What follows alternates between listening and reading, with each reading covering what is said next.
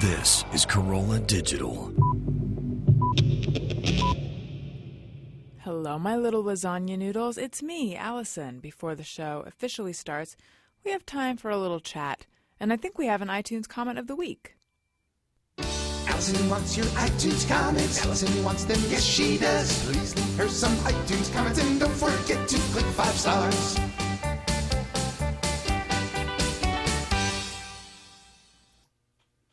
All right, this week's iTunes comment of the week is from Alex Cy D, and it reads, "I love you, my little wasabi soy nut." That's the title. The comment reads, "I just love your show." It's kind of a comment in and of itself, and I love it. Go ahead. Kinda Sorry. is. No, sorry, it's okay. Gary. The comment reads... No, I'm sorry. Go ahead. Okay, that's okay. I'm sorry. No, that's okay. The comment reads, "I just love your show. I feel like we really get each other. Last night when your intro came on, my 7-year-old, don't judge, said, 'Your new best friend, Mommy, you've been listening to her for like 1,000 times.'"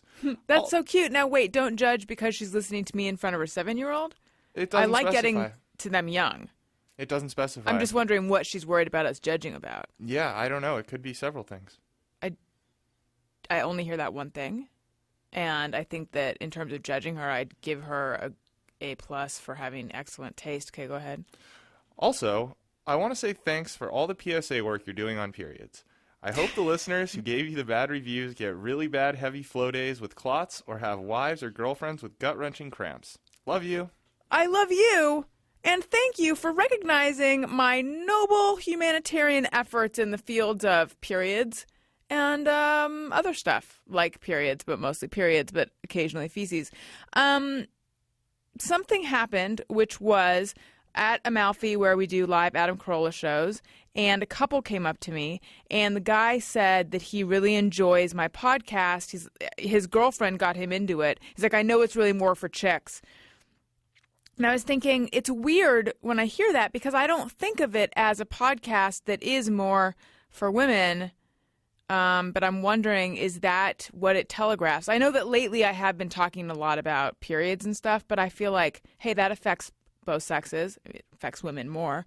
But I don't know. I don't think of it as a female show, although I love that I have female fans. So, Gary, what do you think? There's a lot of pink in the logo, though. Maybe that, I don't know. Yeah, I don't know. I don't think it's necessarily for girls. Let's ask Chris. Hey, Chris, don't think you're getting out of here without talking. Hey. Hi, can you hear me now? Yeah. Chris, do you think of my show as, like, for chicks only? No. Thank you. Do you think of it as, who do you think of it for?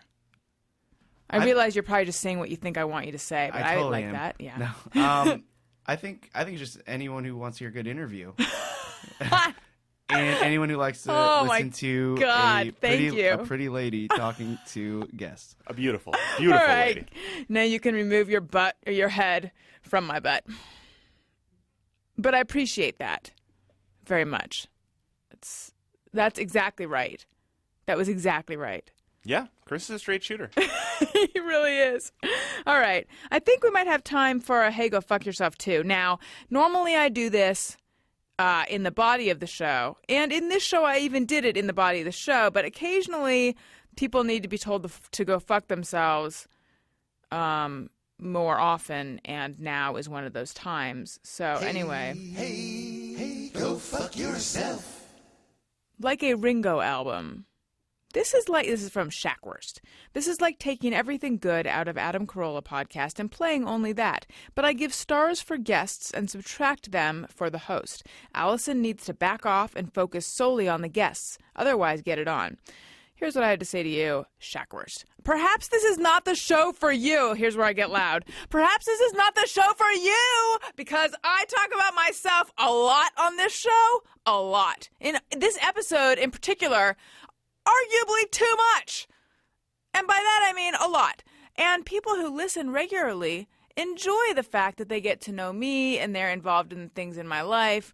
So if you're listening and you're thinking, hey, bitch, shut the fuck up, then I think move on and listen to one of the other 200,000 billion zillion podcasts out there where people don't focus on Alison Rosen, because this one does focus on Alison Rosen and also on the guests and also on Gary and also on the listeners who are nice, who I love. But you, commenter, you can go fuck yourself.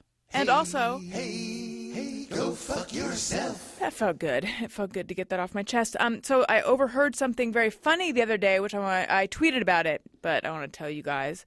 I took Oliver, that's my puppy, to the vet for his 16-week vaccination, and I was in a little room, and then a vet tech, which is weird that they're vet techs, but they don't call doctors doctor techs, medical techs. I guess there's emergency techs. Anyway, leaned in, and they were having a conversation with the vet, and I am not making this up, literally said, "Oh, should I knock the bitch out?"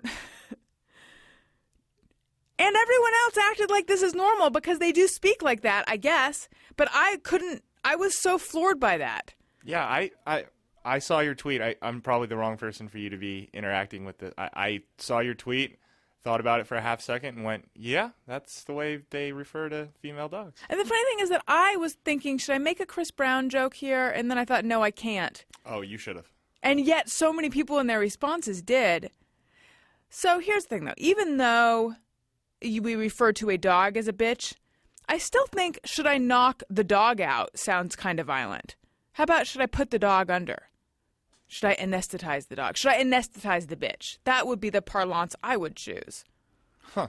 And then, speaking of weird dog things, so Oliver, that's my puppy, 4 months old, last night discovered humping and began humping everything like with a vengeance. It started with his toy, and then he was trying to have sex with me, and then he was on his back and he began thrusting his tiny dog pelvis into the air and like stretching one leg out, and he was on a tear. Oh God. It was funny, but I also felt like I don't want to be encouraging this. But I also don't want to be making him feel shame, even though I think I'm probably taking that too far. But Daniel and I couldn't stop laughing. We actually made a little video of it, which is maybe not right. But it was just so funny. But yeah, he was humping the air, and he basically was like stuck in thrusting pelvis mode for probably a good hour or so.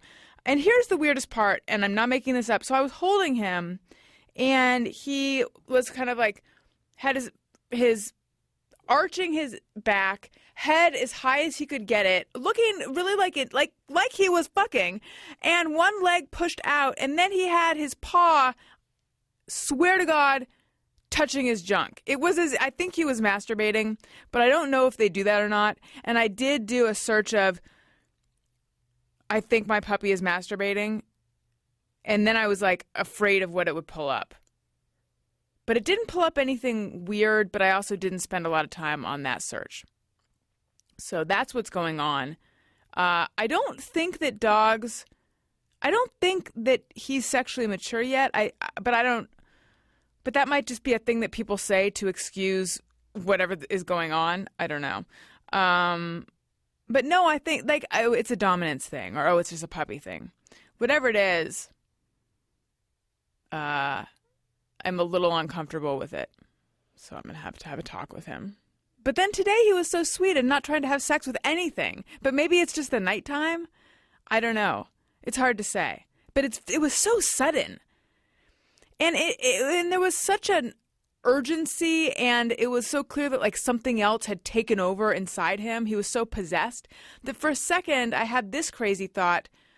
Could it be like there's like, is he having some kind of seizure or some kind of response? Like, is something pressing on the something part of his brain, and that's why he's all crazed? And then I thought, no, this is just probably how dogs are when they want to get it on.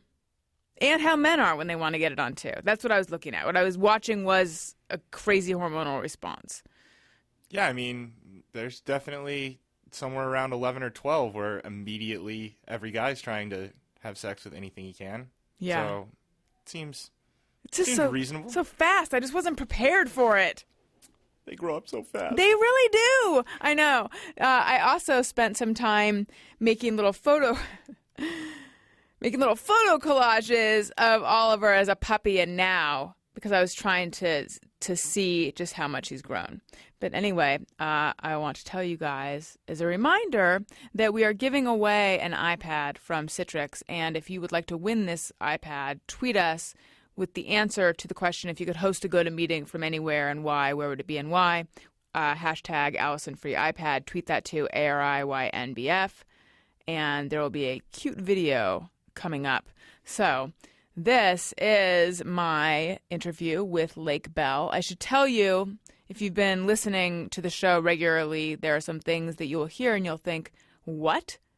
This timeline sounds weird. And that is because, yes, this was recorded a little while ago, and I wasn't yet engaged.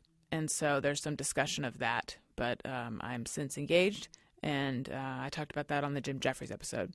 And there was something else I wanted to tell you about all of that. Oh, no, it was just what I already said. Despite the hey, go fuck yourself, it was, wow, I really did talk a lot about myself in this one. So you're welcome, and I hope you enjoy this episode. And you can download part 2 on Thursday. And I love you. Gary, I feel like I'm missing something, am I? Not that I can think of. I mean, fan if you phone want a call. little bit, yeah, I thought you were just deciding not to do that. No, I just forgot about it. You could also tell them about Podfest. Oh, yeah, I'll tell them about Podfest while we get ready for fan phone call. You know what you need? You need extra Alison Rosen is your new best friend. And you can get that. You can get a special bonus episode live from the LA Podcast Festival with Doug Benson and Greg Proops. It's $1.99, and it's available in the comedy album section of the iTunes store. And everyone who gets it and listens to it is happy they did. It's life-changing. I mean, they didn't say it was life-changing, but they just said how much they enjoyed it, and I'm assuming it is life-changing. Okay. We are going to be calling Joseph. But there's a song. It's as if I've never done this before. On a fan phone call, Alison wants to thank you all. On a fan phone call. Now we're going to be calling Joseph.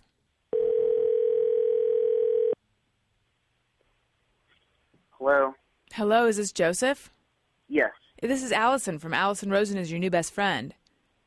No way. It really is. How old are you? I'm 25. Oh, okay. You sound youthful and exuberant. I do. Well, I'm so excited that you called. No, even before you knew it was me, you sounded pretty vibrant. Oh, well, you know what? I noticed the phone number, and I had a feeling that it would be you, so I got all excited. Okay, that works for me. So what's up? Where do you live? What do you do? What's your story? I am in Cyprus, and I work at Chalk Children's Hospital. Oh, what do you do there? I do, like, data entry and stuff like that. Do you enjoy it? I do, because I have your podcast, and I have Adam's podcast to keep me going, so I guess you can say yes and no. But that is a perfect answer. I figured. Yeah. And when did you start listening to all of us? Well, actually, when I was listening to your podcast, I know that a lot of people have said that they found you through Adam, but I actually was, my friend got me into podcasts, and I actually was searching, and I found your podcast first. And then I found out that you were on Adam's, and then I started listening to Adam Carolla. I love that, and yeah, I've so got to tell first. Adam. Yeah. So wait, what was the first podcast you listened to? What was your gateway podcast? You mean from yours? No, I mean, because you said that your friend got you into podcasts. Oh, yeah. She was listening to, I don't remember what she was listening to. She was listening to, it was two girls, and I listened to an episode, and I thought it was kind of cool. And I never really knew what podcasting was. I mean, I know it was just, interviewing people, and it was talk radio, but once I started getting into it, I started searching and listening to certain people, and then I found yours, but I was attracted to your cute little cartoon icon. Did you know the real thing is even better? So it was really cool, so I clicked on that and I started listening. No, really. Just kidding. Go ahead. I'm sorry? No, go ahead. I'm sorry. No, I'm sorry. What did you say? I said, you said you were attracted to the cute little cartoon thing, and I said, did you know the real thing is even better? And then you kept answering an earlier question, and then I said, no, really. And then I said, just kidding, but then you wanted to know what I said, and that's what's happening right now. Well, I'm sure the real thing's better. I've been wanting to go to Adam's live podcast just to see you, but I've missed the couple of live podcasts that you've had. So, I'm bummed about that. So when are you going to have live ones soon? We have them all the time, actually. We're in Irvine this week, yes, and we're at Amalfi next week. Hi, Gary. Sorry. I didn't hey, what's up, man? Yeah, sorry. Yeah, but you know what? No, there is no you know what. Okay, I have a question now. You're doing data entry and you're listening to podcasts. Yes. Does that not affect the entering of the data? Because I would be distracted and I would start writing what I hear, although I don't want to discourage you from listening at all. Well, you know what? It does I wouldn't say that it distracts me in a negative way, but I do kind of write down, when I listen to your guests, I'll write down their names, and I'll write down, when you were, talking about cherry berries and stuff like that, I'll write all these little things down, and then I'll go visit them and try to help out the show and listen to all your guests. So I love Look that. At Joseph killing it. You I are like the this best. guy. Yeah, I know. We love you. Oh, well, thank you. I love you guys. We love you more. Oh, well, thank you. I actually felt that I was kind of a crazy fan because I would email you guys with my phone number, and I go, well, I really want them to call me, but I wonder if I emailed them too much, they would just think I was crazy. No. Well, it worked. Yeah. Here's a tip. More than once, not necessary, but keeps reminding producer Gary. So Right. Yeah, I guess that's good, actually. Well, see, I haven't actually seen the emails. Were there words surrounding the phone number, or was it just the number? What kind of tips should we give the other people? There were words. There were definitely words. I just said, hi, I'm a big fan. This is my phone number for a fan phone call. Please call me. And I tried to make it different every time because I didn't want it to sound like a repeat, like I just cut and pasted. So, Gary, is that what we're recommending to people? Well, flood us? Because I think I'm going to regret this. No, I mean, listen, I go through and I look for fan phone calls, and I kind of start from the top and look for the more recent ones. But if people, send in, if I recognize a name that I've seen more than once, I'll tend to, I know they're serious, and they're probably going to pick up, and they're going to play ball. So. Yeah. So basically, get in our face, you guys. Get in Gary's face. Well, Joseph, you're delightful. Thank you for being top 5 best fan phone calls ever. Thank you so much. Well, I love what you guys do, and I'm always on Amazon, so I'm going to help out as much as I can. Well, thank you, man. Thank you for supporting our Love sponsors. You. Thank you. Seriously, yeah. everything you're doing this is what we hope every fan will do. That's right. Let everyone take a lesson from Joseph. All right. Have a good night. You too. Thank you for calling, guys. Oh, sure. Bye. Bye. He was fun. Yeah. And he was nice. Yeah. And he sounded so young. What is that? I don't know, but I agreed with you. Have you noticed when you talk to someone who's older, though, you can definitely tell. And when you talk to someone who's young, you can definitely tell. And there's people who have those voices where they sound young, but they're older than that.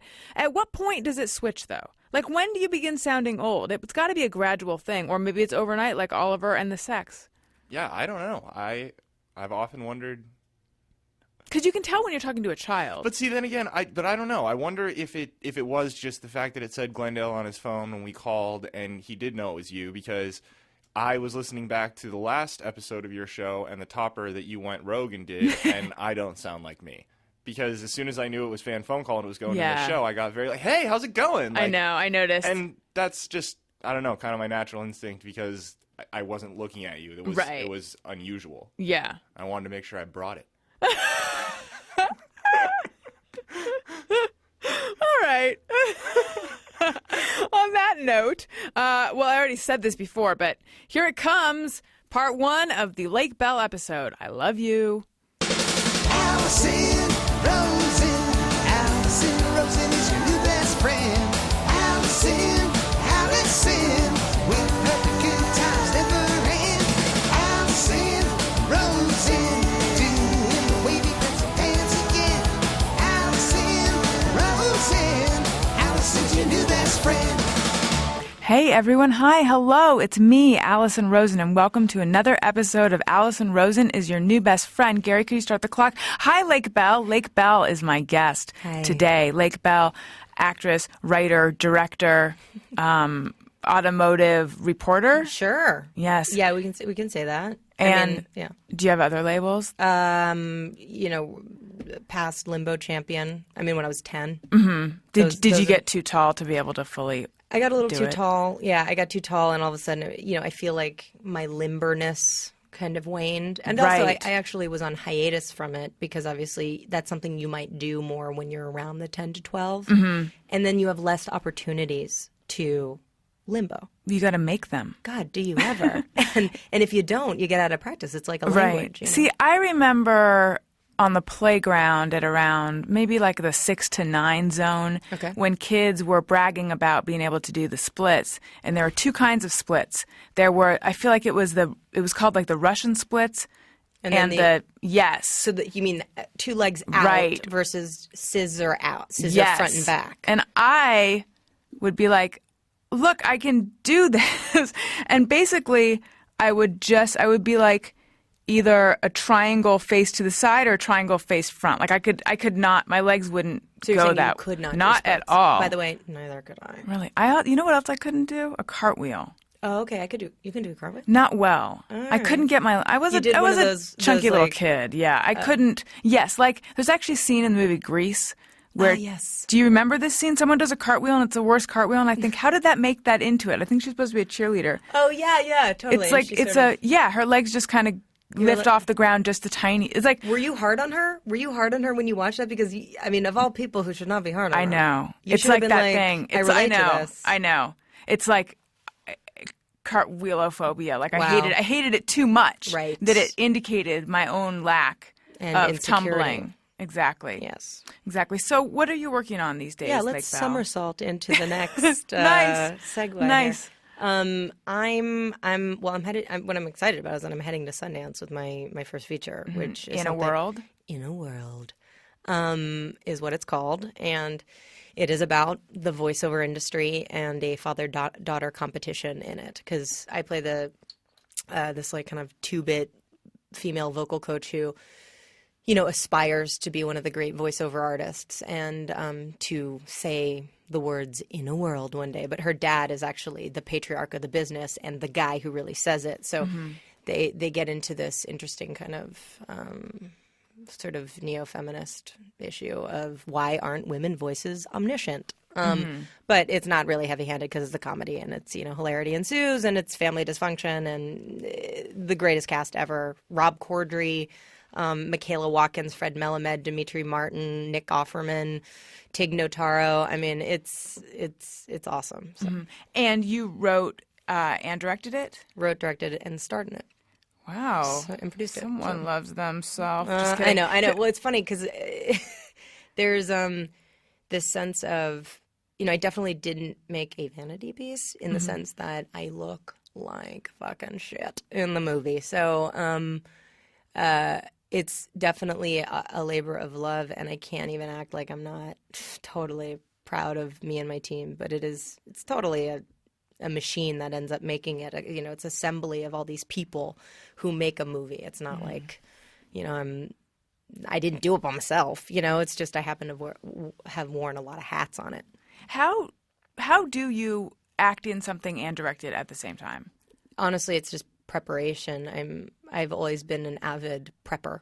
Even in school, I like lists. I like doing my homework. I don't necessarily always like the homework. If I didn't like the homework, I'd suck at it. But if I liked the homework, then I'd always excel, which I think a lot of people are like that. But, even as an actor, I always like to come very, very prepared or else I feel insecure and I can't perform and I can't do things, So with this, I was very vigilant to protect myself in that way. So I met with an acting coach, treated the script like it wasn't mine. I'd never read it, never written it or read it, just I really treated it like something else. And then took all that and had a little acting buddy on set, which was my friend Janixa, who's also an aspiring filmmaker herself. And so she became kind of my acting buddy and was there with all the acting coaching sessions. So she would be like, hey, don't do that stupid thing with your eye thing. Remember you told me to remind you about that. And stop furrowing your brow and remember what you were trying to intend in this scene, and those kinds of things when I need check-in after I'd just So she was almost like a director of sorts to you? She was. I call her my acting buddy because obviously the reason why she's there is to just look at me and my performance. It was my responsibility to look at everybody else's performance, as well as why is that red can of paint right there? I think it'd be better if it was a green or maybe in the foreground. Can we get some crosses? And also, can we make sure that this framing is a little more interesting with the tableau? And then, starting from A and getting to the B. And can we throw this on a 35 because I think we need to? So it was like all those other things needed to happen so that she just was someone I could look to like a security blanket to be like, what was the thing in the scene again if I needed it? And sometimes it was just nice to have her there. Is there actually a thing you do with your eye? Because, there's a furrow of the brow. It's really bad. But also, it's like, mind you, I wrote it, so I do know. I mean, I had the advantage of knowing that character really fucking well, Right. I mean, I wrote it for myself. Right. So while you're doing a scene that you're in, would you also be giving direction to the person you're doing it with? Oh, yeah, sure. It's a weird out of body in body experience where the second you can call cut in the middle. It's the first day was a little bit challenging, and then it's just there's no time to have a problem with it. Is it weird at all to go back to not having that kind of control? It's actually nice. It feels really nice. I just directed the first sort of director's block, these 2 episodes of Children's Hospital, which is a show that I love and it's like family to me at this point. And this is my second time directing there because I directed last year as well. And it was just really nice to just direct people that I find utterly talented and wonderful. And it's not material I wrote. It's something I have to interpret. And the imagination on that show is so sort of absurd and loose, and it was great. I mean, I was in some of the episodes, but in the episodes that I was directing, but very, very little. Yeah. I've heard you say that you were obsessed or are obsessed with the voiceover world, just to go back to Inner World for a little while. Can you talk more about that? Yeah, I always thought that I was going to, I went to drama school in England. I always knew I was going to be an actor, but I just really, got turned on by the idea of radio and voiceover because you can be anything. You could be a multitude of, social niveaus to backgrounds to races and everything. You could be a million different things, ages and everything. So, because I always loved accents and things like that. So when I went to school in England, we had a whole radio semester because in England it's like, it's still like a thriving thing. It's not like radio plays. There's actually radio plays.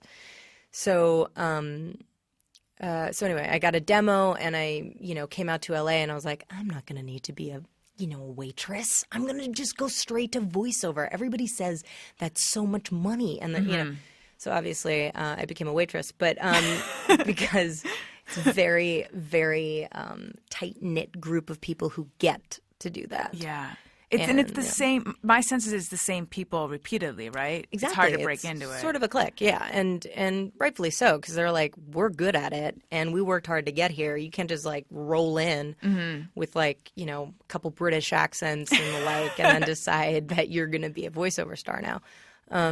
So yeah, I think I was also interested in the idea of that clique, the kind of hierarchy within who gets to do what, like the movie trailer voiceover guys versus like, there are very little women who do that, but then there's almost nil. And why is that? And then there's, the character, actor, sound people, it's just, there's a myriad of different sections, and I thought it was always really interesting. Why is that?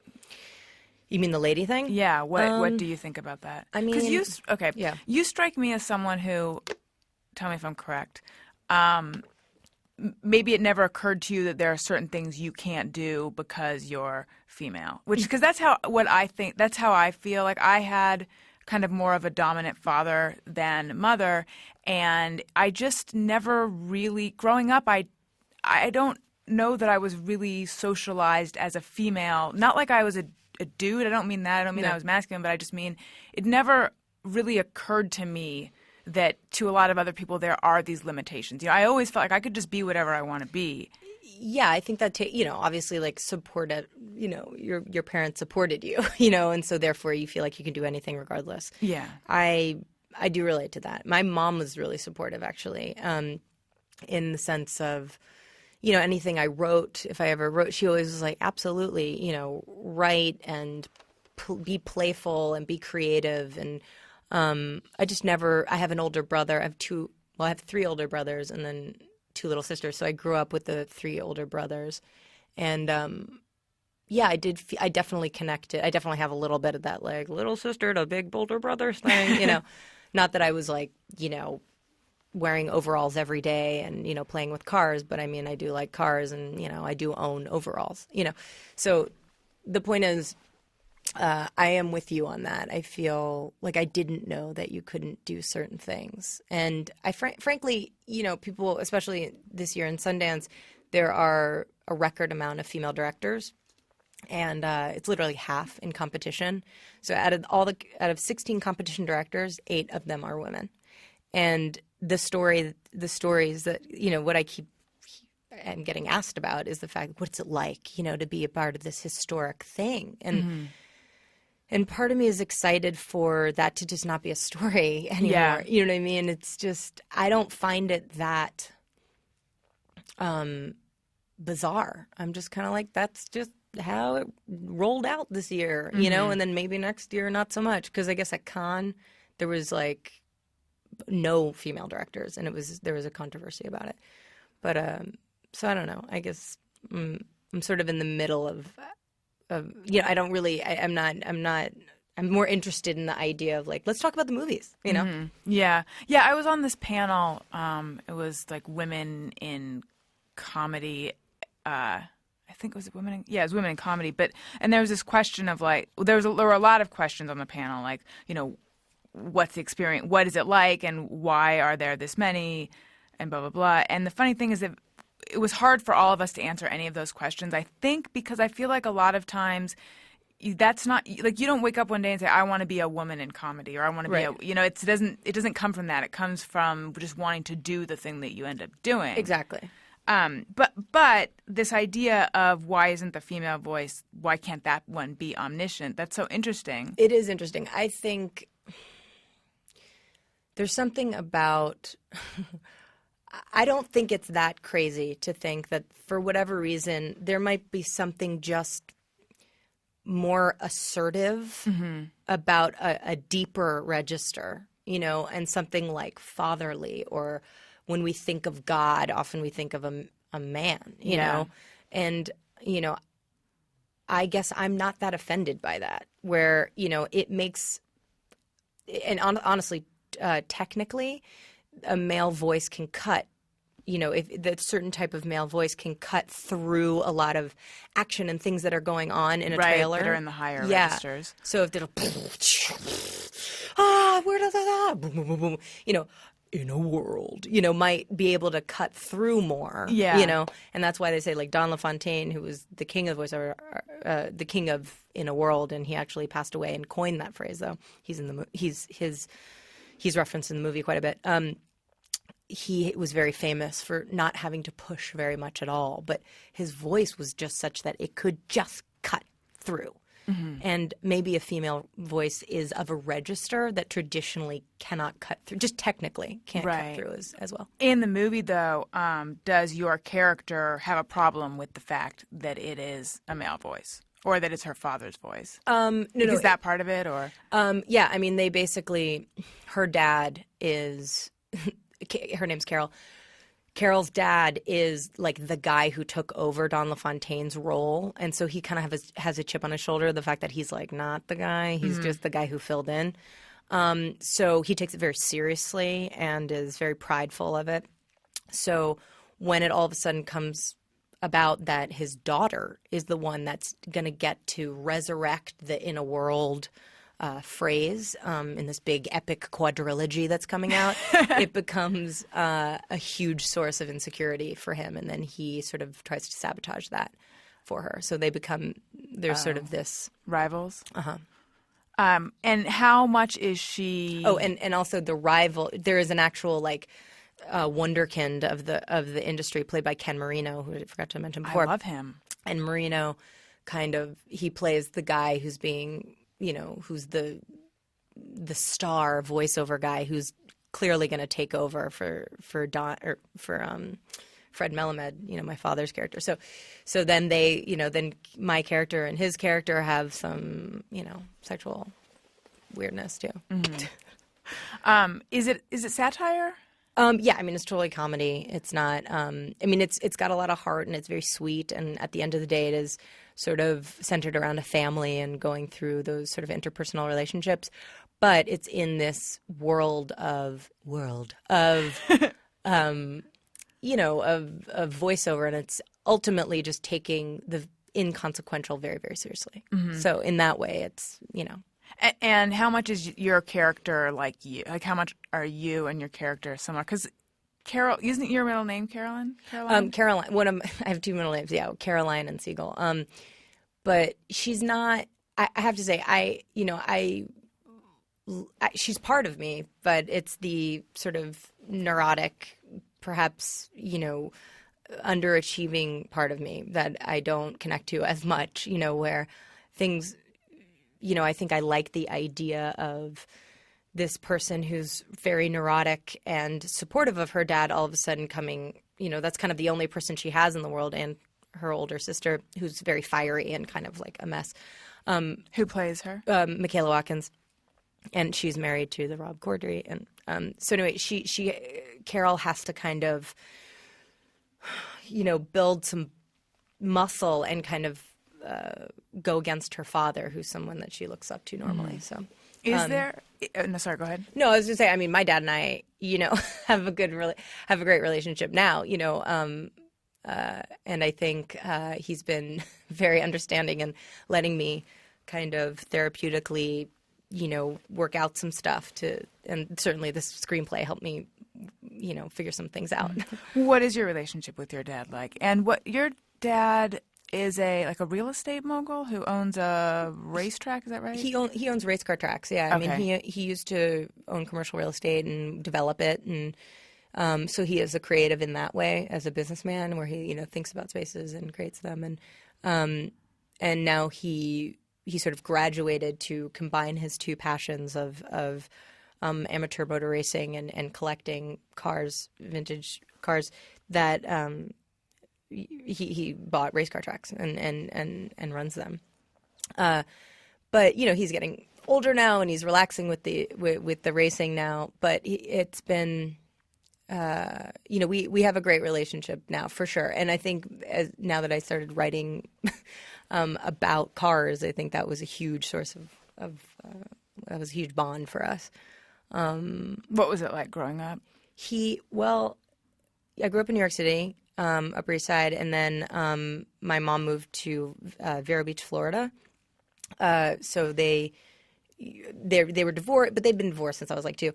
And it was always interesting. I think flying back and forth, I would fly back literally every other weekend. That was the thing. And so I was an unaccompanied minor, and that's my first voiceover gig was when I was like 11. Oh, wow. Yeah, because, the girls who get on the PA system, because I was like such a regular, I was like, all I want to do is do that little announcement that you say. Like, could I just do that? Because I'm seeing you guys do. And so totally, I was like, I had my friends there, the stewardesses, and I could be like, hello, ladies and gentlemen, and welcome to, whatever, that's so cute. Melbourne flight 407, and so I remember people thinking it was so cute. I was like, excuse me, this is my first gig. This is not cute, okay? Like, I'm taking this very seriously, and I happen to be very good at it, so I don't know what everyone's laughing at.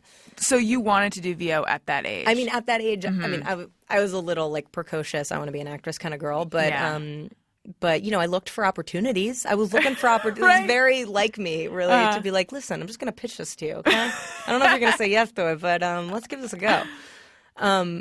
So were you living in Florida and you'd fly back to New York? Yeah. And then I went to boarding school at 14 and then I was like kind of... What boarding school did you go to? Or where? Westminster in Simsbury, Connecticut. I was a huge Facts of Life fan, so I really wanted to go to a boarding school. I didn't end up going. Right. And I actually probably would have hated it. It was cool. Really? Maybe I would have liked it. I think you'd like it because you remember that whole thing you were saying how you felt like you could totally do stuff? Yeah. Yeah, it was like that because my brothers went to boarding school, so I was like, oh, that's what people do, you know? Did you get homesick at all, though? I mean, I guess for which home? Yeah, I mean, I think not really because we moved to Florida and I was like, I like Florida, but like that's still kind of new. So I was like, all right, this is great. I wanted to go. I was always going places, you know, leaving, you know, at 13, I went and like au paired in France with this like family by myself. Yeah. Wow. What was that like? That was great. That was very typical of that made sense to me for always just to kind of be like, hey, can I go leave and do something? And mom having to kind of reconcile that. But do you ever think a thing that I think now, which is, I can't believe my parents left me with an 11 or 12-year-old babysitter. Like, they feel like that person needs a babysitter. Absolutely. I don't know how I was a 13-year-old watching, like, 4 French kids, like, small, like, picking up stuff and, like, putting it in, you know, like a 2-year-old. I remember being like, don't do that. And I was like, I'm French. I don't understand what you're saying. You know, like, language barriers. Yeah. Did you learn to speak French? I eventually did, yeah. I lived in France when I was like 16. So later on, years later, I ended up, you know, speaking the, you know, that's French. the language of love. Yeah, that's really sexy. And also that's French for which is... Oh, so it's a cognate. Yeah. Okay. Yeah. Teach me more French. Listen, we got all day. What do you want to learn how to say? What's something simple so I can succeed? Alison Rosen is your new best friend. Okay. I have to do the accent. Okay. Alison Rosen est... Wait, what is it? Est su... meilleur ami. Oh, I like it. Est ton meilleur ami. It's great. Meilleur ami. That's I'm going to have, that can be the announcement when this podcast goes global. Alison Rosen, meilleur ami. Okay, so you went to boarding school at 16. Yeah. And then, but I think all of this was coming out of my asking, what was your relationship with your dad like growing up? Because I know that I had a very contentious relationship with my father growing up, I think, because I would watch my mom never really stand up to him, and my sister also just avoided arguments with him, and I'd be like, I'm not going to be like that. So I would yell right back, and I hate conflict, and I hate all of that. Yeah, I hate it too, but he was kind of the one person where I'd be like, hey. Like I wanted the last word, kind of. I don't know. I had like a weird... Are they together? Were they together? Yeah, they're together. I have a weird sort of, I'm overly dependent on his approval, but I also get, I don't know. I have dysfunctional relationships with everyone as well. I relate to and I'm thankful for those dysfunctions as I grew up because I do feel like I am obsessed with the human condition and now, you know, consequently because of it.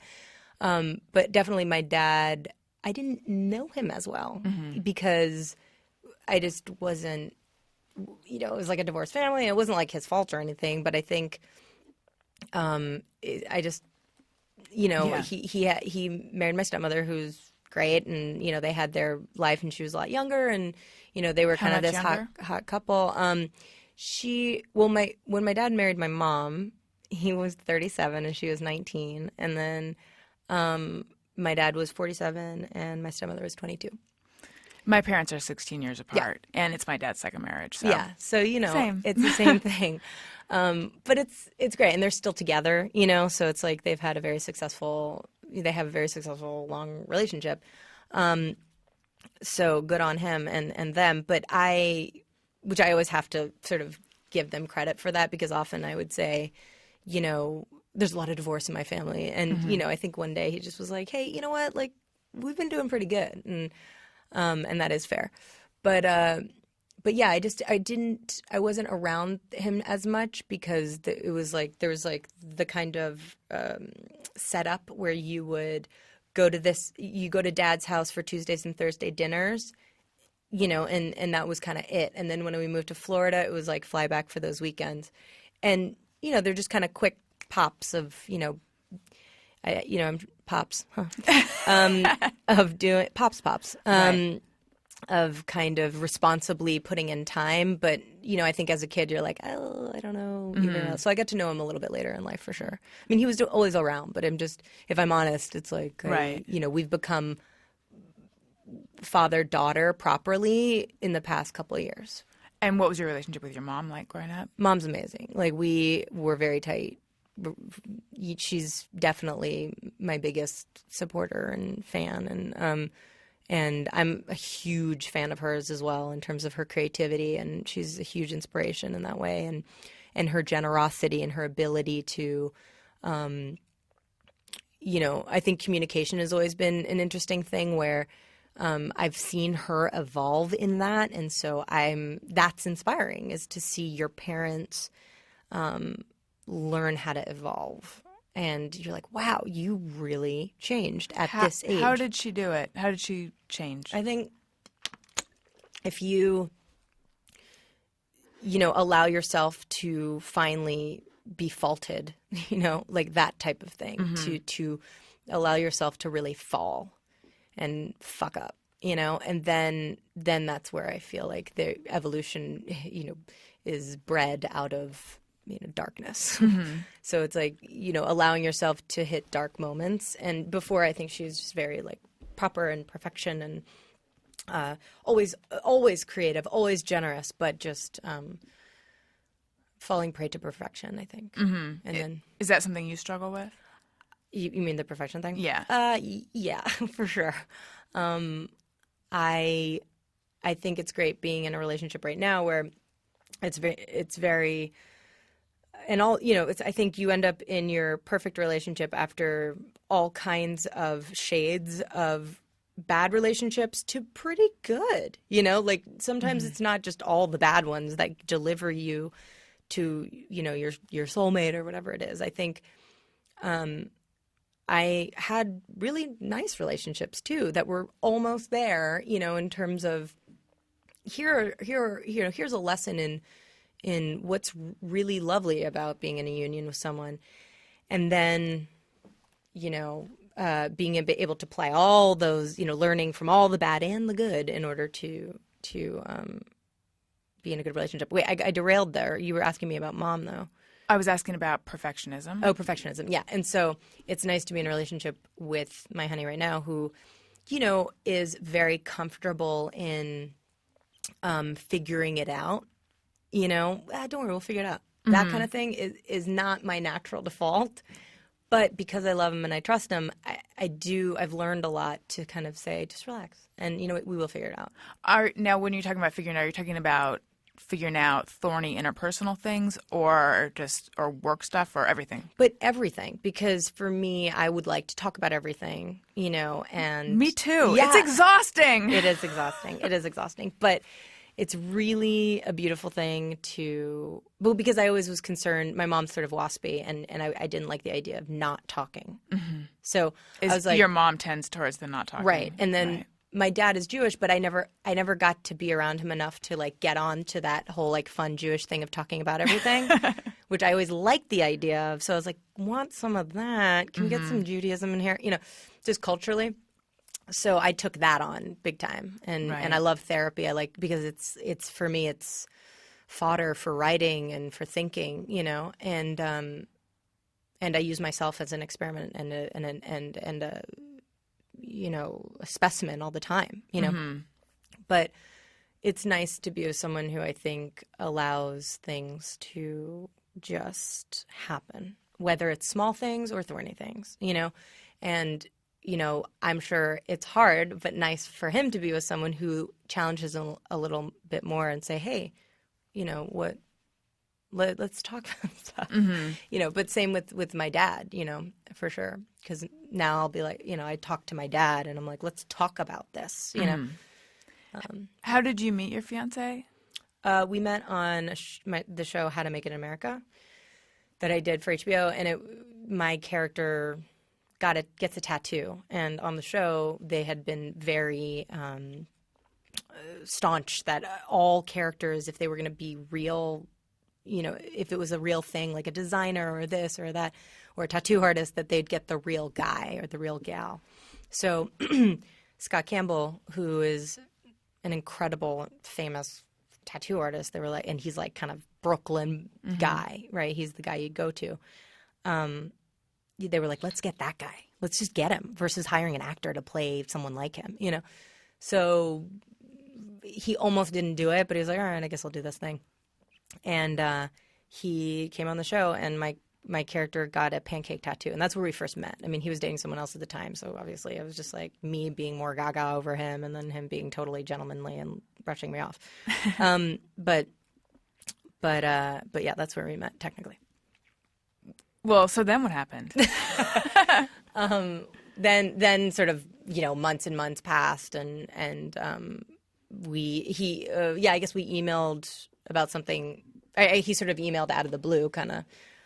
After clearly he was not with that other person, and because he's from the South, he's a gentleman, you know what I mean. The rest is history. I mean, we met up, and it was Dunzo Supremo. And I remember when I first met you on the Adam Carolla show, and I was admiring your ring, which I'm still admiring. It's right in front of me, and it's beautiful. I remember you saying that it was like a new thing for you because you didn't even think you were going to be the kind of person who was going to get married, right? Yeah, I mean, I think it's so funny because Scott had always, you know, he had seen interviews that I had done that basically of me saying, I don't believe in the institution of marriage. I think it's antiquated. You said, quote, my parents taught me to not get married. And my parents love that too. They're like, fuck you. Like, no, I think I still share the idea, which is obviously what I learned is that, and I'm actually writing about this right now in my next project, but the idea that, you know, marriage itself as this union, as this contract, perhaps is a bit antiquated. I mean, we do live longer. We do live differently. It was something that was implemented so long ago that it can't even be accounted for with how much change has gone on, you know. So naturally, it had the actual institution of marriage has to evolve with it. That said, I knew, and like every sort of anti-romantic, I was always hoping to be proved vastly wrong, and that you would just know one day. And that was always my private dream, you know, because, for instance, my grandparents, Calvin and Ina, you know, they were together forever. And Cal and Ina, like, they finished each other's sentences, and they're the greatest. And I love those names. They're hilarious people. And Calvin's no longer with us, but he was awesome. And, you know, it was them against the world, and they met each other, and it was on, you know. And I always dreamed of that, but I never would admit that. So, was it kind of a defensive pose? I think it's like when you're in a family where there are a handful of desserts as well. when there's delicious desserts and divorce.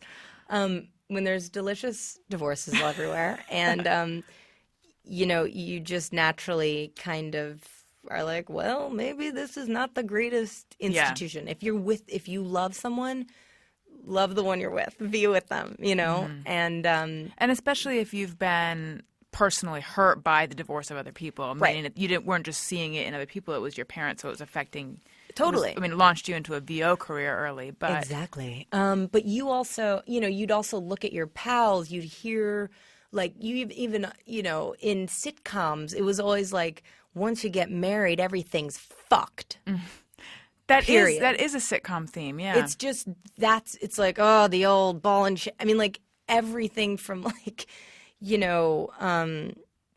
Archie, you know, all the way to, you know, Everybody Loves Raymond. You know, it's always just, I mean, everyone, they have a great banter, but still kind of like, oh, you know, right. My wife, and I hated the idea of someone saying, ugh, my wife. Like, yeah, like the old ball and chain. That thing. Nag. I mean, not that then I'd become overly in relationships. I'd make sure to not nag at all, like not ask for anything. I decided I'm going to be the girl who's always cool with everything, which means I'll never ask for it. Like you want to sleep with someone else? Oh, that is great. Totally. I'm not going to bug you about that. She's hot. Go sleep with her.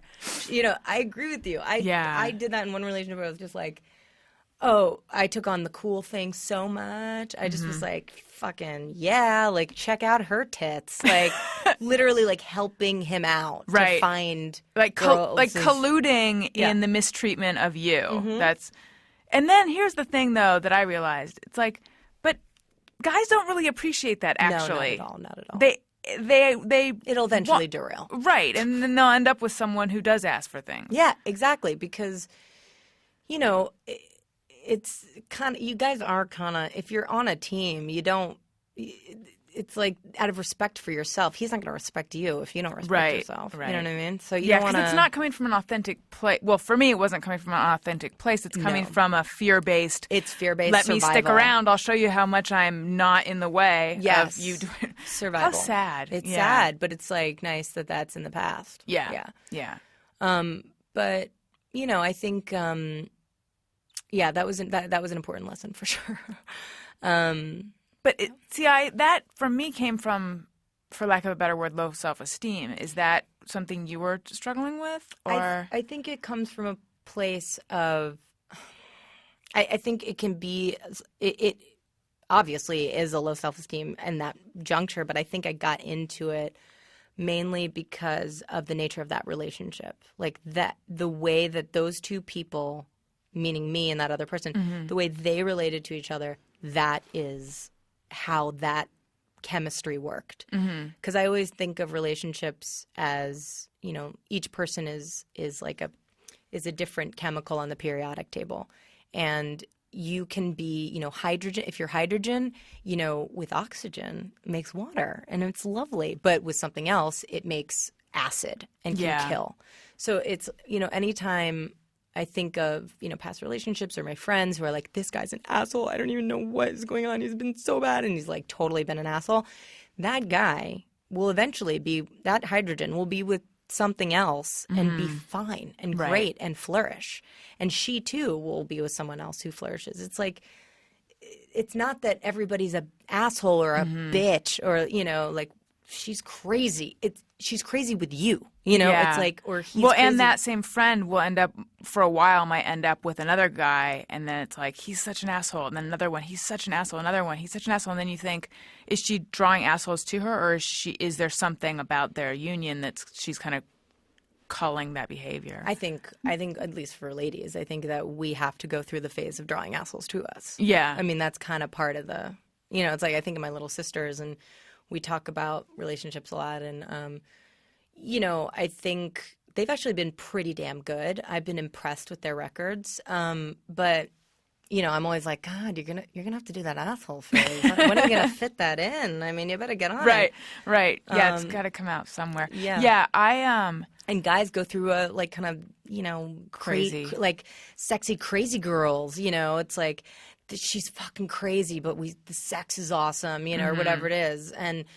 And then like they got to fade it out because she's like fucking crazy for real. Can you identify that crazy, sexy thing that some women have? Because I have a friend, and one of my guy friends met her and like instantly got that vibe from her, which is what the vibe that most guys get from her, and it's probably true, but I don't see it. Like, was he attracted to it though? Was he like, I want to hit that? Yes, but he knew better than to follow that. And I was like, that in and of itself, how do you have that wisdom? Because it took me forever, and it's still a struggle to not give in to what I want to do. Because I went through years of being attracted to the wrong kind of guy, and instead of being like, this guy has all those qualities that I know make this destructive for me, so I'm just going to walk away, I'd be like, but I have to make sure that I'm right, Well, I mean, is he older? Like, he's probably coming at it from, like, you had to go through that. You went through that when you were super young. Yeah.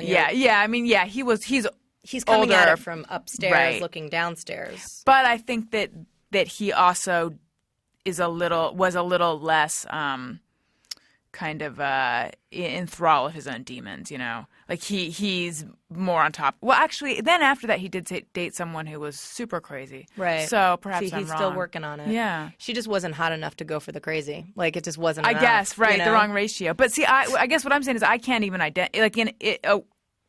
don't even see what they're talking about. Are you in a relationship? Yeah. Okay, so you don't have to deal with it anymore. Oh, right. Yeah. I'm just asking if this crazy, sexy thing that men see in certain women. Do you know what that looks like? If you had to play that, could you? Oh, you have before, right? For sure. I think that there's this, it's volatile, and I think you can only play it to a certain, like, I think there is kind of an age limit to it because, a friend of mine who's a novelist, she always says, like, this girl, Carol Wolper, who I love, she always references that, guys are in love with these, sexy, crazy, tornado kind of train wreck women. They're like, she drives me crazy, but I'm obsessed with her, And then the second they hit like a certain age, it's not like cute anymore, and it's just like, you fucking batshit, you know what I mean? Right. Like, and then it's like, drop them, And she always, it's a little harsh what she's saying, but I think there is a sense that they're like, girl, you better get your shit together at a certain point, and you can only get away with the like naughty, crazy, sexy thing for so long because, to play games like that, it's just tiresome. It's like, there's a lot of pretty girls, you know what I'm saying? There's a lot of pretty girls, and there's some that are a lot smarter than you and cooler than you. Right. So you can only get away with the kind of cray-cray for a certain amount of period. There's a window for that. Yeah. But, everybody's got to go through it their system. The crazy girl's got to go through it on her end, too, you know? She's going to have to get battered and abused and, by enough men, because clearly it's a place of insecurity to kind of allow yourself to be, this sort of insolent and childish. Yeah, it is someone. like having a temper tantrum. Yeah. Oh, I would hate it. I don't know how guys do it. My brother my brother's a very good dater. He knows how to date girls in a way. He's like a good dater. He goes and does it. He's a good single guy. I mean, it's you mean in terms sometimes, of he dates good women, or he goes on lots of dates? He goes on lots of dates. Like he's right now dating like a totally terrific girl, but it's who knows, and I always, not to reveal his stuff, but he's just always been really good at that. While some people are not so great, they don't know how to get on a date. How do I get, I have some single friends who are just like, how do I make how this do I happen? do this? Yeah. How do I end up at dinner with someone? Yeah, that was more me. And then also, well, I have one of my best friends she's married now, but her thing was always when she was single, she would go on lots of dates, and then she'd just meet the next guy and then go out with them, and then, and I could never do that thing of dating a lot of people at once because I also can't do that thing of like making myself date if I'm not interested in someone because I just get too emotionally invested too quickly. Like I'm just not light of spirit enough for all of that, everything affects me exhausting. too deeply. Yeah. I think that's interesting. I mean, I wasn't very like attachy thing. I thought it was exhausting to talk about. I can't go on a date. I couldn't go on a date with someone that I didn't find really goddamn interesting because I'm like, if we're going to get into it, I want to actually know. I want to be to have a dinner with someone is like a long goddamn time if you're not interested in them. So to have a dinner with someone that you're like, I want to hear where you come from and all that jazz, and we got to go through this whole rigmarole of like, where did you come from? Oh, really? That's so crazy because I did this, and what about that? Her? That's so weird because we went to all of that. If you're gonna go into that, I mean, you better fucking like them, And so I think it gets harder and harder because there's less people you're gonna fucking like. Once you get older, because you're like, I know what I like. Yeah. Well, so how did you said that you were always secretly hoping that one day you'd just know. Yeah. So with Scott, what did that feel like? Well, it was hilarious because, of course, I knew, but he was like, I'm a Southern gentleman, and he was dating someone, and fucking awesome that he was not interested at the time. You just knew then? I saw him and was like, good God. What is that, and how can I be a part of it? But, it was really funny too, because I, from my own past experiences and learning of who I want to be in the world. And, the second I heard he was dating someone, I was like, goodbye. Good. So that was, he was so amazing. I just knew that if it was meant to be, it would come around. What was it that you were drawn to? Honestly, this is the thing. It was just an it thing, which I had never. I thought I heard about it, which is just this thing. It's a chemistry thing, and there's just something about his person that I was drawn to, and it was just like it wasn't like I. It wasn't like he was, drove up on a motorcycle or something, but he did have a helmet sitting there, which was pretty cool. And I did use that as a, thing to talk about because my dad is in race car driving. I was like, okay, maybe we can talk about something. I'm like, what are you driving? And he was like, it's a Ducati. I was like, oh yeah, do you ever take it on the track? He's like, yeah, I take it on the track. And I was like, well, where do you go? And he's like, well, you wouldn't know. It's this place. I'm like, is it New Jersey Motorsport Park? And he's like, how do you know New Jersey Motorsport Park? And I was like, oh, my dad owns it. Anyway, And he was like, holy shit, we're going to be friends for a long time. So that was kind of our first conversation. So you knew right away. I knew that I was crazy about him. I didn't know that I'd be getting married to him. But I was like, if this is a feeling that is foreign. So it was a thing that, it was different. I thought he was the coolest thing. It was definitely a cool factor. I just was like, you are cool, and he is cool. So yeah. The feeling that was different though, was it, this is a different feeling and it feels so right and healthy, or whether this is a different feeling, it be like the intensity of how into him you were? No, it's it's both, because I think it's a different feeling in the sense that you look at someone and the only thing you know of them is kind of. All I had was like, oh, some tattoo artist. He's like apparently like a really big deal in his world. I don't know what that means.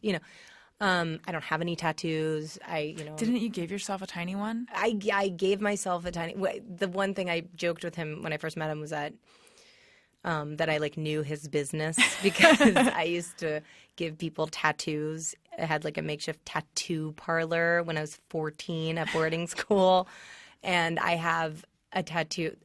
I can't even say I have a tattoo, but I do. I have a dot, right? I have basically like a miniature plus sign on my ankle that I gave myself. And I showed that to him, which he was like, is that dirt? Or is that... Because he's covered from like neck to toe. So anyway, but I joked with him on that. But, I just knew random facts about him. And then I saw him and there was just something,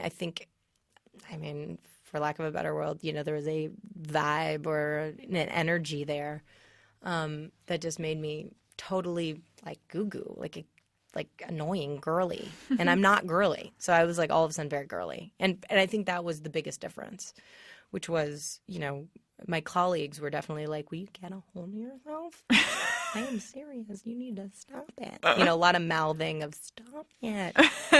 Me taking sneaky photos and things like that, Does he want to tattoo you? Because I would think if you have none except for this little tiny one, he'd be like, look at this blank canvas. Oh, I know. That's what my dad was like, don't let him make a blank canvas of you, But no, the irony is that I would love to have some tattoos because I'm literally getting married to like one of the greatest tattoo artists in the world. But he likes that I have none. So, because for him, that's super novel. He's around people with tattoos all the time, So for him, right. It's like, whoa. Right. That's so cool. You have no tattoos. So. Oh, that's interesting. How's the wedding planning going? How's all that? When is that happening? I'm not saying. Okay. But yeah, it's, it's coming.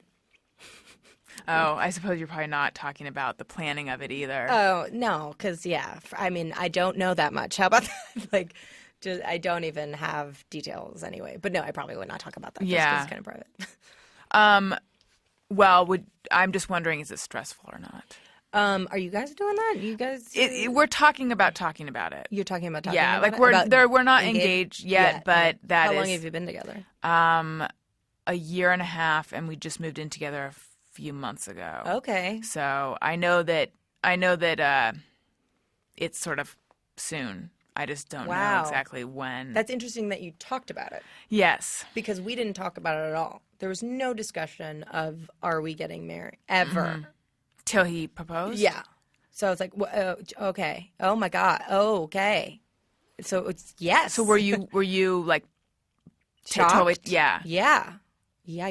I was shocked. I mean, it was. How did it happen? It was an incredible. It's actually very private how it happened, but it was incredible, and he built a beautiful mechanism that, like, he's an artist, so he's actually a fine artist. He does a lot of beautiful fine artwork and has shows everywhere in the world and stuff. But so he's very kind of crafty in the way that he does things, everything. So,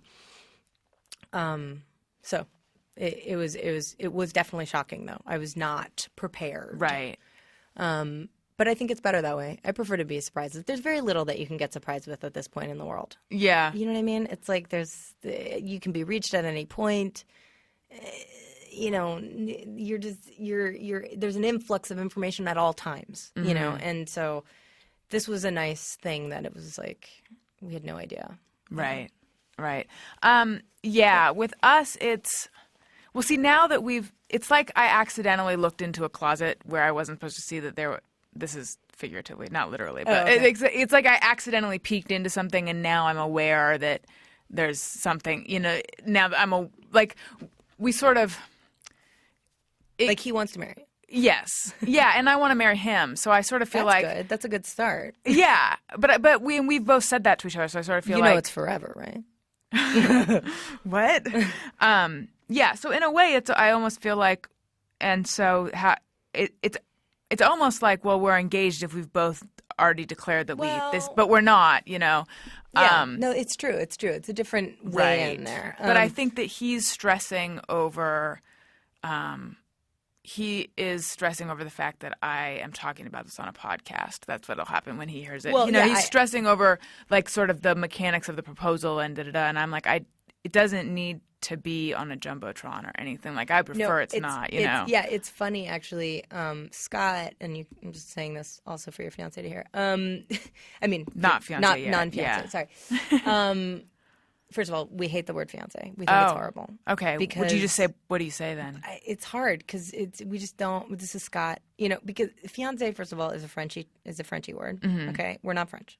Okay, true. And it makes everybody have to sound like they're saying a Frenchy word all of a sudden, which makes it feel a little bit like, oh, we're better than you. We're not just boyfriend and girlfriend. We're fiance. It's like it's a little bit like, come over for dinner. Here's your amuse-bouche. Exactly. Or like, would you like an entree?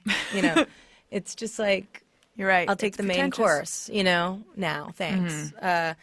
So I'm going to call him my main course. Is what I'm trying to say. Right. But yeah, no, I think Scott was like, why is it like what asshole? He always says this.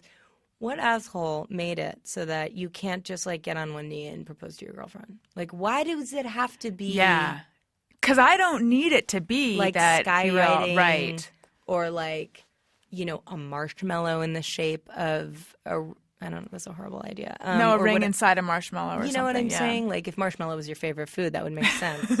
But otherwise, it would be like, why a marshmallow? So weird. Yeah. Maybe he could just put a ring and it could float in a cup of coffee. Do you love coffee? I like coffee a lot. Yeah. How could you make it float in there? Oh, you mean like a marshmallow? Right. It would be too heavy. heavy. On like a marshmallow lily pad. You could do that. Maybe not floating. It'd be at the bottom. Oh, okay. Rattling so it's around. almost like those kind of like tea fortune things. Yes. Yeah, it could be like that. Like but then it's read the like, whoa, your ring. Mm-hmm. It depends how fast you drink your coffee, because what if you were guzzling and then Chokeville all of a sudden hospital? Right, that's the thing. I think what idiot made it so that it has to be a thing. Right. I mean, I think, look, I liked the thing, but I don't know that I'd want to be like in public. That's the only scary thing. Yes. Like when people like that pressure and involving strangers into a private moment. I am private in that way. I think we've talked about a lot of stuff considering I'm pretty private. But I do not. That does not turn me on. See, we're struggling a bit with the whole the idea of a wedding and that being public and I'm a performer, so I don't. The idea of getting up in front of people and saying vows and all that, like I don't mind. But he tends to be shy and a little bit is sort of grappling with this idea of a whole bunch of eyes on us in this very private moment. Oh my God. So I feel like the opposite, and I am the performer in the relationship, and I don't like the idea of going up there in front of everyone because I feel like it's what I do for work. Well, see, yes, I guess that's what I'm saying. It doesn't make me nervous, but I relate to it. Like, I guess it doesn't make me nervous because I'm comfortable doing it, but I feel like, what if it just turns into me feeling like I'm performing? Like, I want it to feel real, and I want it to feel like a thing between the two of us, not a like.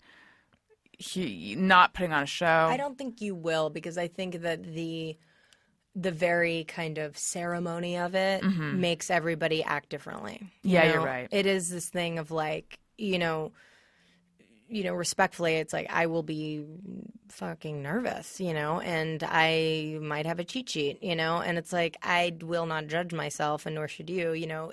If you feel like you want to make a joke, you'll make a joke. It's like whatever you deal with, that'll be you. Yeah. But I do think that people act differently in that setting. Yes. Including yourself. Yeah. It won't just be like getting on a stage. It's totally goddamn different. Right. You're right. Yeah. I've been struggling a bit with, I always thought that I did want to get married and I did want like the whole big wedding that You did? It's not like every little girl. It's not like I was one of those little girls that dreamt of this, and every little girl dreams of this, and I wanted to be a princess as well. I don't mean that, but I just mean I always thought, that I do want to do that. But but of late, I've been thinking. I've been kind of questioning my feeling about that because it's not like I'm 23 or something. How old are you? I'm 37. Okay. And my younger sister got married. Did she do the whole thing? She did the whole thing. And did you like the way it looked? It seemed like such a huge pain in the ass It until is. that day. Yeah. But then that day was good. magical, and it was amazing. All the pain kind of just Fluttered melted away. away, and all I remember is that it was this beautiful ceremony and a really special day, and everything looked wonderful. However, the idea of going through, but she was like she definitely had a vision for how she wanted it to be, and she hand-picked like every aspect of it. Did she have she had a wedding planner. Yeah, she did. Yeah. But I mean, she was involved in every single yeah. detail so that it would, match her aesthetic vision, which was great for her. But I'm kind of indecisive by nature, and just I just feel like I don't have that much time to devote to. Like, I don't want to be like, and we're getting married in 2016. No, because then I can't have kids. You don't. Yeah, I know. I hear you, and but then also I think so now it's like, how important is it really to be married? Like, if we know we're in love and we want to have kids, why not just have them? Oh, but if it isn't broken. Yeah, that's I don't what know. always freaked me out about it. Was the idea is that, if it ain't broke, don't fix it. It's like everybody that I saw, I would see all these loving relationships around me, and then the guy would ask the girl to marry him, and then they would go down the aisle, they would do the whole thing, and then it was like, oh, do you hear they're breaking up? Like, I was like, what happened? Yeah. They were together for 7 years, and then they got married, and their expectations changed, and there was, there's this weird thing that happens, and I am very conscious and very sort of aware of it. So I hope, that just doesn't happen. I just don't think it will, given our relationship and given that we're older. Like, I'm 33, he's 35. We're not getting married at 23. I think it makes a difference because you've learned so much. I mean, I hope it makes a difference from, cataloging different relationships that you admire and that you mentor and sort of following those paths. That's why, friends who are in great relationships, you gotta hold on to those guys. You know what I mean? You're like, okay, that's working. Same with like being a parent or something. You have your parent spirit animals. I'm like Kate, fucking in Brooklyn. She's my one. She's my, spirit animal for what it's going to be like to have kids. Or whatever. Mm-hmm. So I think the power of holding on to good mentors, like even if you're somebody who's like trying to, get into an industry or help your career or whatever it is, help take the next step. I mean, surround yourself by people who are where you want to be or doing it like you like. Right. And you're inspired by. You surround yourself by those people. I mean, certainly in my industry as, being, taking on being a filmmaker and being an actor and a filmmaker and, kind of adding those two things together and moving forward. Like, who am I going to surround myself with, And you want to surround in all those capacities, get in groups and have people around you that do it better than you, mm-hmm. and yeah, and that are doing it with a sense of humor and with, grace, and that's important to me. Yeah. That's what I say to Daniel is, whatever we decide to do, if we decide to, I mean, we will do something. It'll be special because it's what we decided to do, and it's not just going to be like whatever we're imagining that makes us go, that's. No, it's so personal. It's just going to be what it is. And even if it's on a Wednesday, or, it'll make Wednesdays more interesting for you for the rest of your life. You know what I mean? Because poor Wednesdays, they don't got a lot going on. They don't, no. So maybe it's a Wednesday thing, But it might be, very simple. There was my one friend, he had this whole rigmarole planned, and he had this ring, he was carrying the ring around the whole time, and he had this whole thing, and then they were just like in traffic one day, and he just couldn't handle it anymore, and he just proposed to her in traffic, and the idea was, it was great because it made traffic great, which is impossible to do. So It's like you just don't know what's going to happen, and it's whatever it is, it's special for you, and you guys will always remember it. So. Right. Hey, you guys, it's me, Allison, from before. Don't forget to download part 2 on Thursday. And by the way, no more discussion of weddings, in case you're having wedding discussion fatigue. But if you aren't, if you have an insatiable appetite for more discussions of weddings, don't worry. I'm sure that there'll be more on future episodes. But anyway, listen to part 2 because it's good and I love you. Okay. Hey, do you know about the Alison Rosen show? We had a good time, but now we gotta go. Thank you for choosing the Alison Rosen show. Alison Rosen is your new best friend. That's right, that's right. Those good times don't seem to end. That's right, that's right. Alison Rosen is your new best friend. Hey, do you know about the Alison Rosen show? We had a good time, but now it's time to go. Hope to see you next time for the Alison Rosen show. Yeah!